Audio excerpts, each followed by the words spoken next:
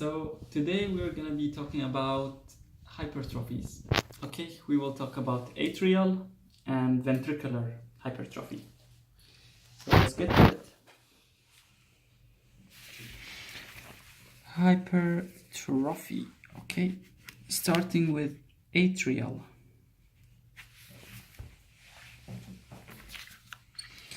So the first about atrial hypertrophy, we're going to be talking about left and right.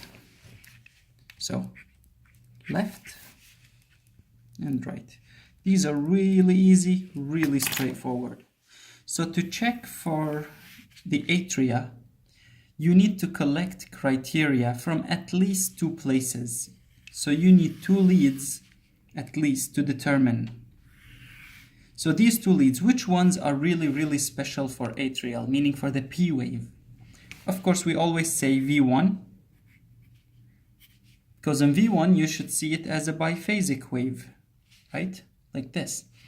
And the other one's going to be lead 2, or sometimes we check lead 1. Here's why. So, right atrium, left atrium. The right atrium depolarizes earlier than the left because the SA node is on top here, on the top right corner, and the SA node is here and the AV node is here, so it goes like this, okay, if you remember. So this one depolarizes first and it goes this way. And then the other part, which is for the left atrial depolarization, it goes that way from SA node to it. So one goes this way and one goes this way. Okay? Now here's the thing about these two directions. If you pick, for example, lead 1 that goes like this, okay? First check these two.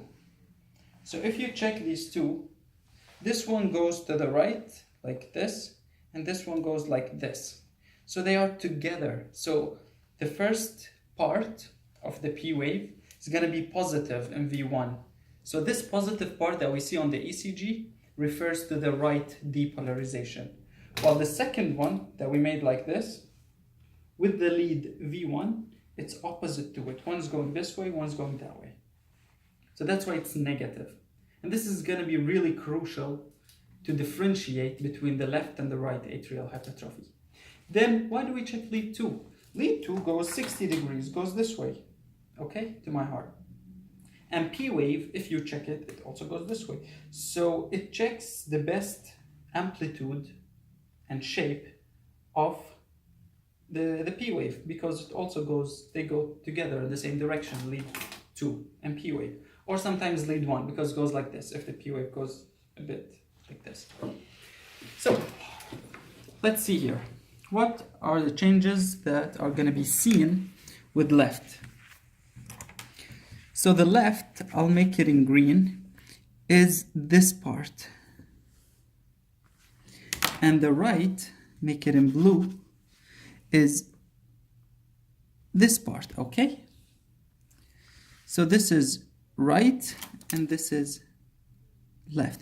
What about this one? The wave in lead 1 and 2 just looks like this. Usually this is the P wave that we see. So which one is this? Does it represent the right or the left?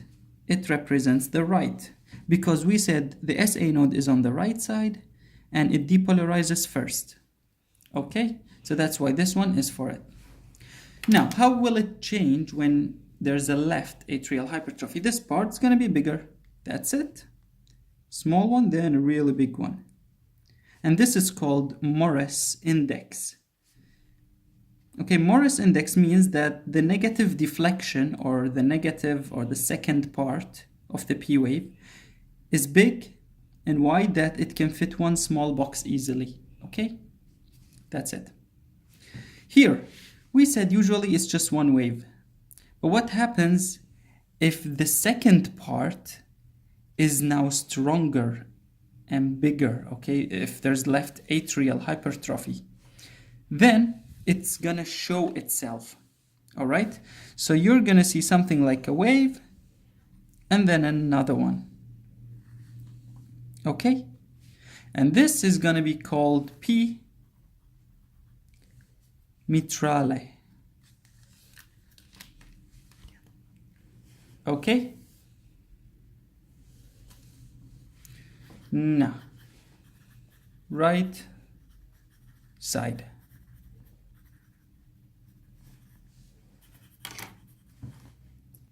So, right. We said this first part is for the right atrium. So, but since it already is the first part, okay, and right atrial depolarization is faster than the left, okay, then it's gonna be peaked like this, and then you will see another part, okay? So this is supposed to be normal, but this is really peaked, okay? The first part has a higher amplitude. Now, why doesn't it have a longer duration? Because we said the right part is faster, and because we have no conduction abnormality. Conduction abnormalities such as blocks or bundle branch blocks, for example, you would see a wide wave, a prolonged wave. But here, with hypertrophy, the conduction pathway on the endocardium is fine. So you don't see any increase in duration, only increase in amplitude. And here, the same thing. This is this wave that you're supposed to see, and it's going to be a really strong wave, and that's it. That's your P wave. Okay?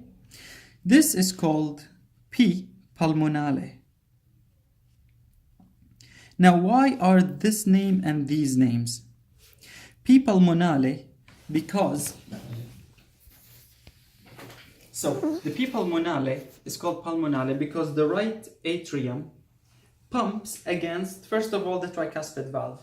So yes, it is true that if you have tricuspid stenosis or tricuspid regurg, then it would hypertrophy. But the most common is if there is a problem with the pulmonary hypertension, cor pulmonale, pulmonary artery stenosis, these things, okay? They would reflect high tension or higher volume on the right ventricle, and thus, after some time, the atria would be pumping against a high volume or high tension here, so it would also hypertrophy. These are the most common causes. And the same for P mitrale, the M.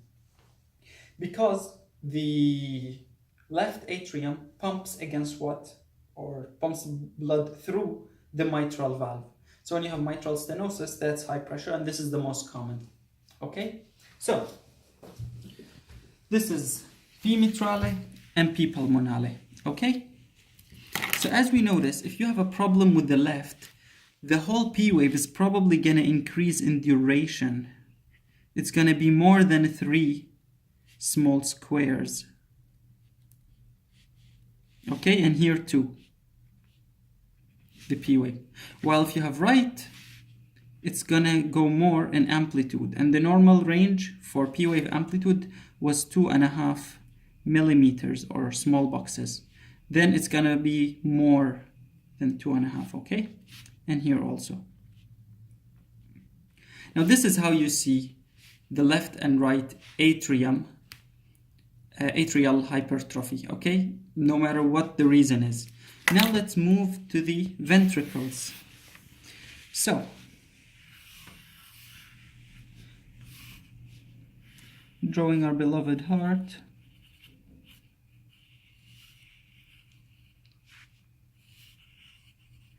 Okay, bundle of His, bundle branches, Purkinje fibers.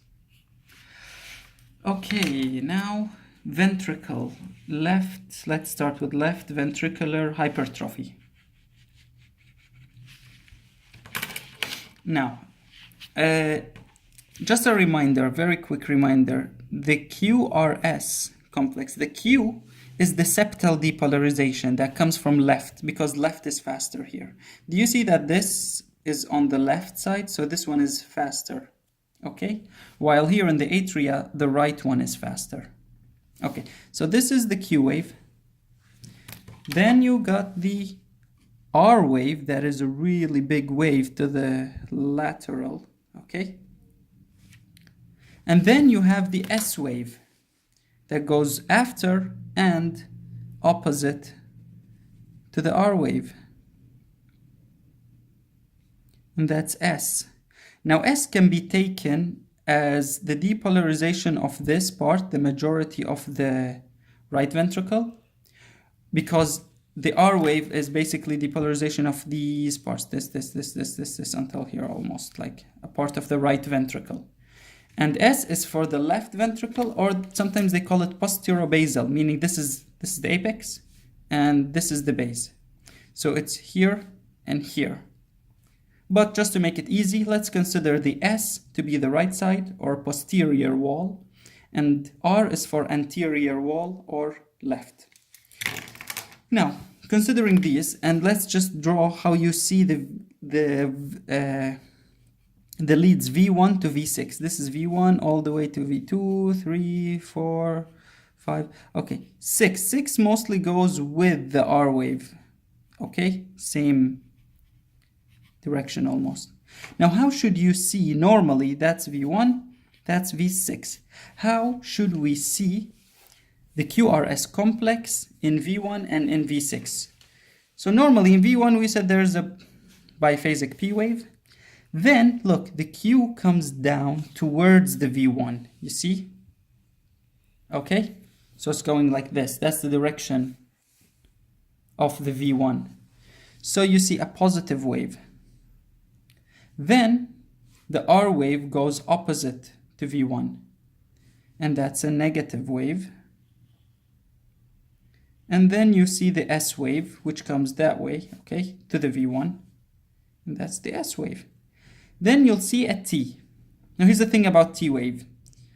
T wave is usually and mostly for the left ventricular depolarization, okay? But there's something special about V1 that should be here positive. Okay. Here's the thing. Let's check how it is in reality. So, we said V1.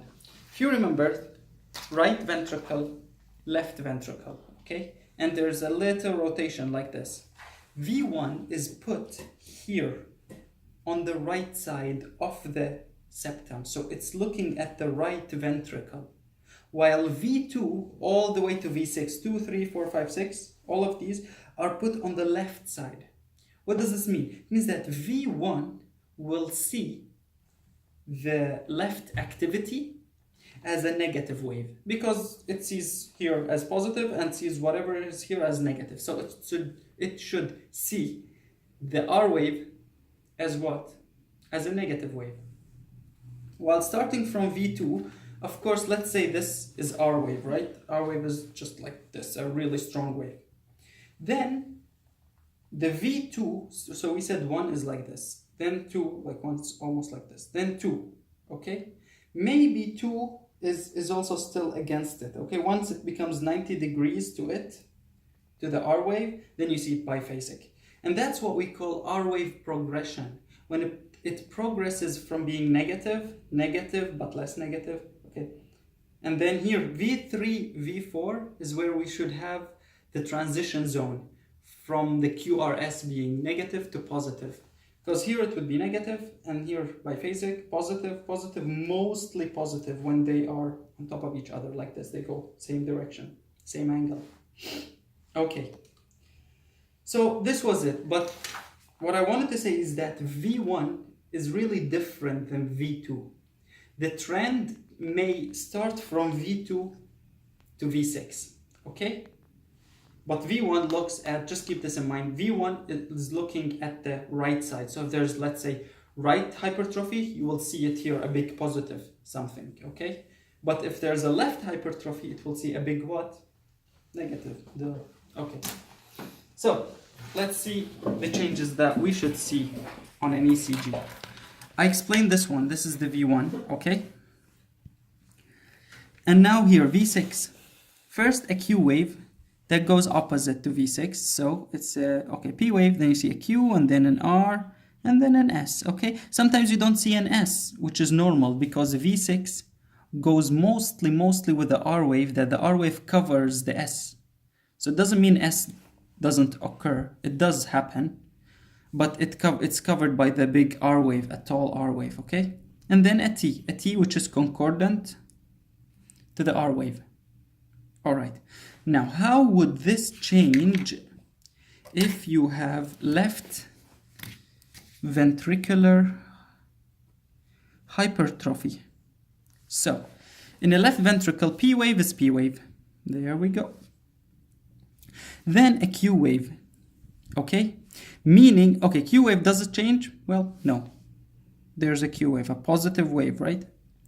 Then what would you see? You will see a very, very strong wave, which is the R wave, that is opposite to V1. So you'll see a really strong R wave, okay? And then you may not see an S wave because this has gotten really strong. It's hypertrophied, so there are hypertrophied, so there are more cells, meaning there's a stronger depolarization. So you may not see it. And then what happens to the T wave? So T wave is what? The repolarization. Now repolarization, if you have, like in a VPC, you have discordant T wave because you get abnormal repolarization when you have abnormal depolarization. Okay? So here, because this part, which refers to this, okay, but seen from the opposite, that's why it's negative. So this part is abnormal. That's why the T wave is going to be discordant to it. Now this is the idea or the theory of some books. Okay, some books say that the T change here is secondary because there's abnormal depolarization, so you have abnormal repolarization. Okay, so it considers it as a secondary change, not a primary. I'll explain the primary just as I'm writing the others.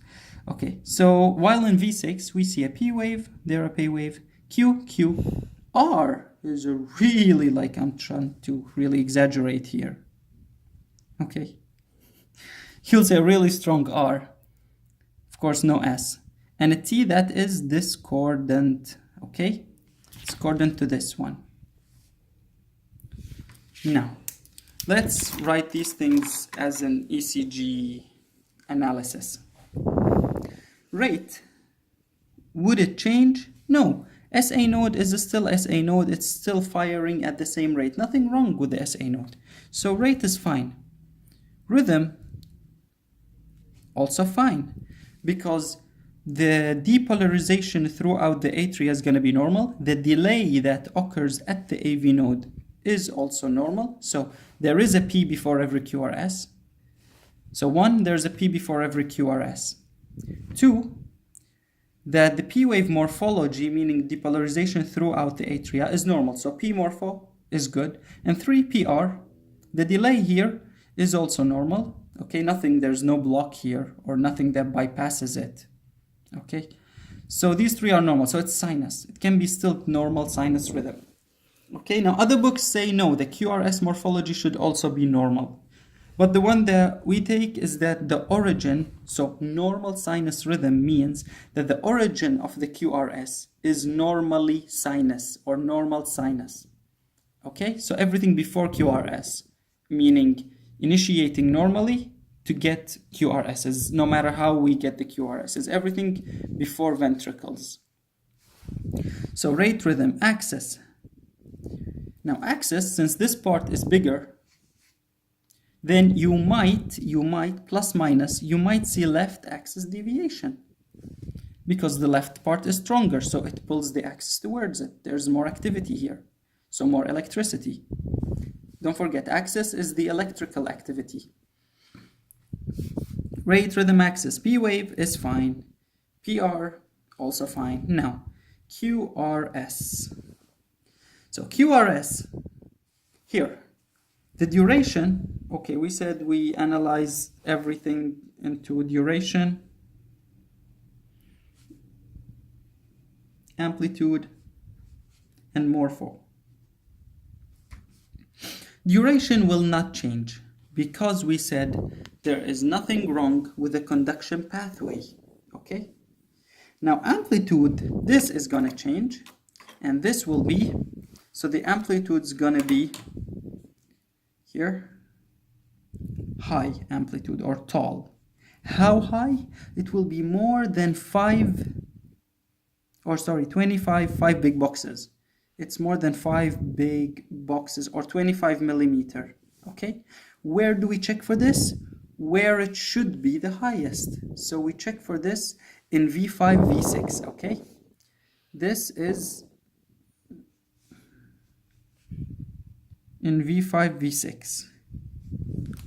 Just like when we said the normal morphology, the normal way of QRS should be less than 5 big boxes in V5, V6. Here it's more.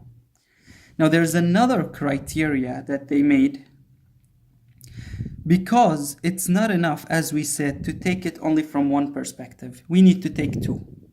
Now they noticed that this wave in red and this wave in red, they represent the same thing from two different directions. That's why they came up with this. Now what do we call this? There's a positive wave and then a negative. So this is called an RS complex. What about this? This small q and then R. So there's Q, R. Now they noticed that this S and this R represent basically the same thing. And there's where this criteria called Sokolovleon, this is where it came from. So with Sokolovleon criteria, you add the S wave in lead 1 in V1. So the S in V1 plus the R here in V6, R in V6, it should be bigger than 7 big boxes, or 35 millimeters. That is Sokolovleon, okay? And this one you need also to use and to know. So it's not enough just to check one of them. Okay? Now, after QRS comes ST and T. So you will see secondary ST-T changes, meaning probably ST depression in V5, V6, because it's up. So you'll see ST depression with discordant T, secondary ST changes, okay? Now, you can say secondary if you consider these changes to be, you know, like abnormal. This is my sign for abnormal, it goes up and down. Abnormal depolarization leading to abnormal repolarization. So this can be an argument why it's secondary. Some books say it's primary. Why is that? When did we say you may get primary changes? This is in ischemia, okay? Now, does ischemia happen in hypertrophy? Well, yes, it might. Because with hypertrophy, there's more cell mass. So more mass, meaning there's an imbalance between what? Between demand, blood demand, and blood supply. Okay? So if there's a lot of muscle cells and the same blood is coming through the coronary arteries, then you will have more demand than supply. And what will this cause? Ischemia. What do you see in ischemia? Primary changes, meaning discordant T wave, and ST changes also, ST depression. So argument can go both ways for STT changes, but you will definitely see them. Okay? And yeah, that's it about left ventricular hypertrophy. All right, now moving to the next one. Okay? And by the way, morphology is going to be normal. Like there's no special abnormal thing in morphology. Don't worry. Now, right ventricular hypertrophy. Same things all here. Okay, rate rhythm. But the first and very, very important thing is axis. Definitely right ventricle is right axis. So once you do the first three parts, rate, rhythm, axis, right? You always do rate, rhythm, axis. When you reach axis and you find there's a right axis deviation, then that's your alarm to check for one of two things. So right axis deviation, meaning there's more electricity on the right side than the left. Okay?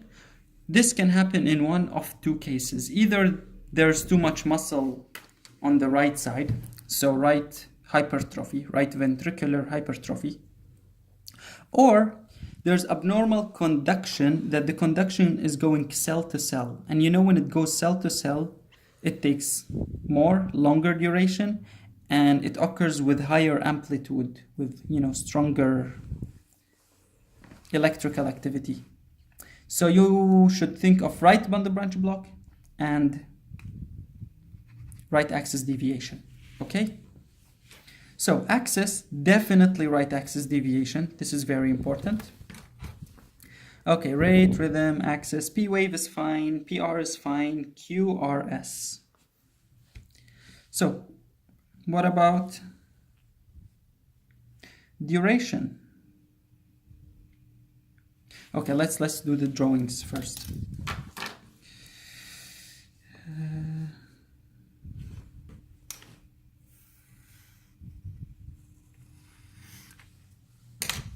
So in right ventricular hypertrophy, we have lead 1, V1, and we have V2, okay? V2 and is a bit different than 1. And then let's take V6, okay? 5 and 6. Now in V1, we said V1 has this kind, okay? So Q is gonna be the same, R, nothing wrong with it, but this S part, the last part, is going to be really, really big, okay? So it will look something like this. And the T wave is going to be discordant to which part? To the abnormal part, to this part, okay? This is the last part that represents this S wave for right ventricle. So this is now abnormal, then discordant to it. Okay? So this, you can describe it here, if you see it like this, that the QRS complex as a whole will be positive. Okay? A positive QRS complex in V1. I'll describe it just as positive. Okay? Now in V2, we said that from V2 here, the difference between 1 and 2 is the septum. One of them is on the right of the septum and the other one is on the left of the septum. So since this one is on the left, it will see the activity of the left side as a positive wave, and the activity of the right side as a negative. And since the right side is the one that's really hypertrophic, it will be something like this, okay? So you will see a deep S wave. Deep S, okay? And in V6, you're supposed to see just an R wave, okay? QR, or even if you don't see Q, you just see an R wave, okay? Maybe you see S, but in some normal ECGs, you don't even see the S, because this is mostly, we said, going with the V6. But in here, you will see the R. You will see the S still there and quite deep. And of course, T wave is opposite to this part, up. T wave opposite to the abnormal part, up. Okay? So this one, because the S wave is still there throughout V2, 3, 4, 5, 6, it's called persistent S wave. Okay? So, let's write these things. Duration wouldn't change, it's fine, because nothing is wrong with conduction. Amplitude, now the amplitude of the QRS is basically the amplitude of the R wave. So since there's nothing wrong with the R wave, the problem is with the S, then amplitude is going to be fine. Now some books say that no, this in V2, the S wave can be measured and it's more than 5 boxes, you know. They take it as the same as the 5 here, you know.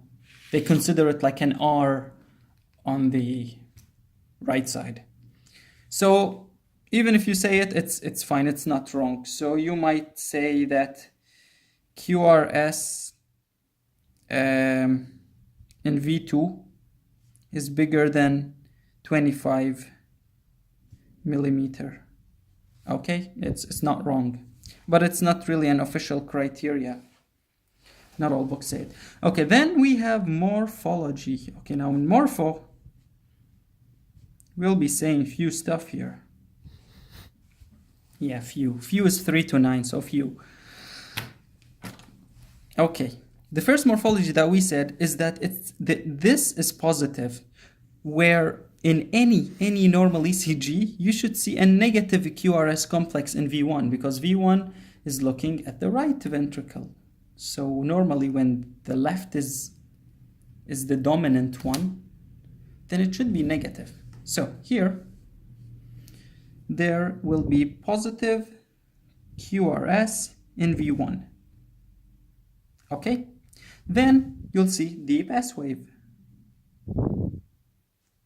Deep S wave. What else? Persistent S wave. Okay, that even in V6, it's still there. And the last one is that you'll see a poor, or you can call it late, or you can call it delayed R wave progression. R wave progression.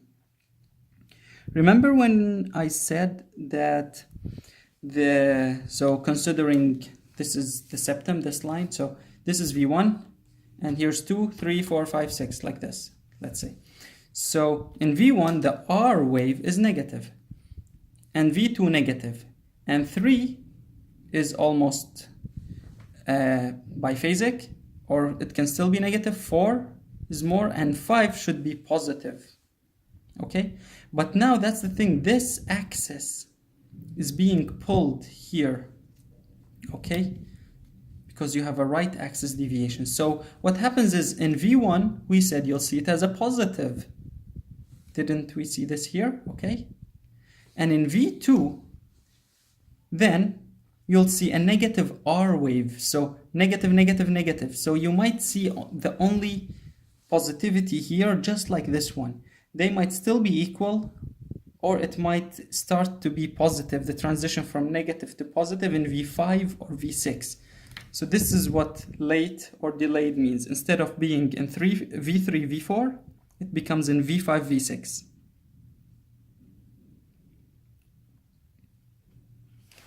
Then STNT is going to be discordant or secondary changes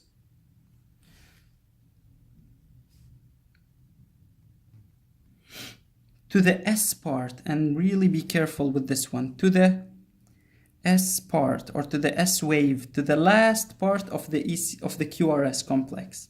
Okay, or if you want to consider it to be primary, then still you can say it's a primary, okay, on the right, and you'll see these changes on the leads that are on the right side. So maybe lead 3 and V1, okay, and AVR. But we usually don't take a lot of criteria there. So anyways, these don't really matter. These will be quite obvious. Okay, and so this is it about how to recognize the hypertrophies on the ECG. But now this is only half of the job, half of the work. Okay, the other half is to recognize the cause. So let's say, for example, you have right atrial hypertrophy. So how did we say you might see a right atrial hypertrophy? Yes, P pulmonale, a peaked P wave.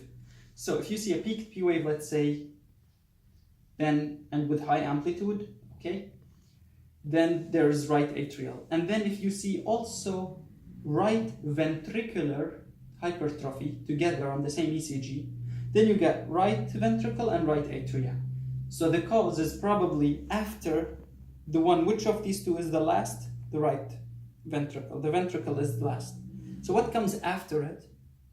The pulmonary system or the pulmonary artery. So the cause is, in this case, you have pulmonary stenosis or pulmonary hypertension or cor pulmonale. So cor pulmonale is when you have pulmonary hypertension that is not caused by a left side heart failure.